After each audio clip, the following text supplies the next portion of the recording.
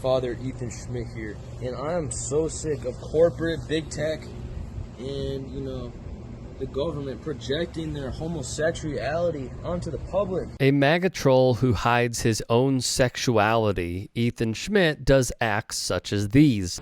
Here's the gay loser pride section.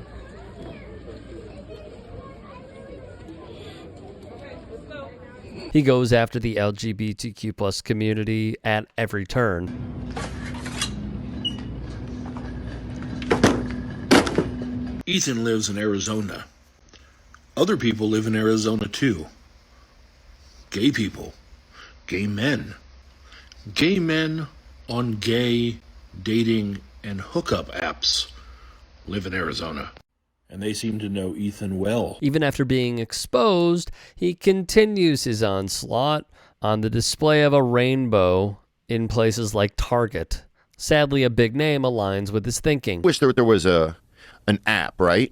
And everybody has an app idea. But I wish there was an app where when you went to a business, you could tell where they put their political money, right?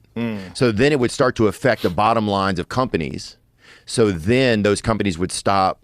Because I think you have to get business. Little of that's going on right now with all the woke. Joe Rogan, like every right-winger, labels anything he despises woke. People are going, enough. Right. Enough. Stop shoving this down everybody's throat. When I go to Target, I don't want to see, like, tuck pants where they're designed to help you tuck your... It really is no surprise considering who Rogan is. To be clear, he's talking about swimwear. This is where we're at with right-wingers. Trans swimwear is a problem for them. They cannot stand to see it. And for Rogan, he is echoing the not as subtle dog whistles as one Michael Knowles did at CPAC. Transgenderism must be eradicated. He basically took this route. Why did you feel the need to ban transgender people from serving in the U.S. military?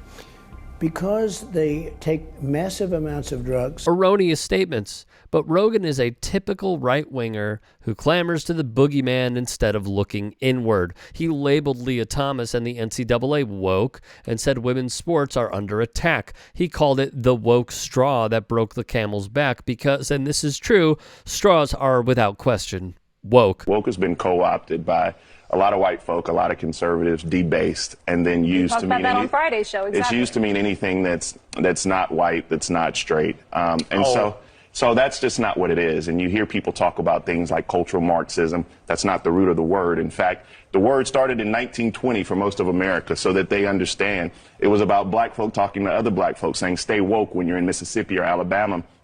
Stay woke politically. Stay woke philosophically." That is what the word means. Now, to take it and make it mean something and debase it that it does not, and you saw her last night. She was stumbling across the definition. It means transgender girls in a girl's bathroom. Is that what woke means? I mean, what does it mean to you, Nikki Haley? She can't define it. Neither can Ron DeSantis. Most Republicans can't. I really hate the debate because it's anti-intellectual, but it's a part of their cultural war. Sadly, Rogan's shtick would go further. Rogan expressed support for Florida's Don't Say Gay legislation and accused teachers of grooming kids.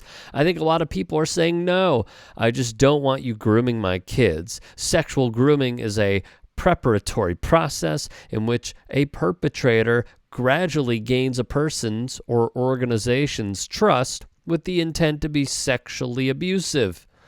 Claiming, despite evidence to the contrary, that gay people are pedos is a long-used scapegoating tactic by religious fundamentalists around the globe and is a tactic used by Russian President Vladimir Putin to garner support for his gay propaganda ban. Rogan has willfully hosted Jordan Peterson, a man who aligns with pro-insurrectionists and white supremacists. He peddled harmful anti-trans rhetoric during his January 25th podcast, suggesting that social acceptance of trans people is a sign of civilization's collapsing, while his guest, Peterson, equated being trans to a sociological contagion comparable to satanic ritual abuse. Are you keeping up? Megan Murphy, an anti-trans author who was booted from Twitter because of her hatred, was also hosted by Joe Rogan.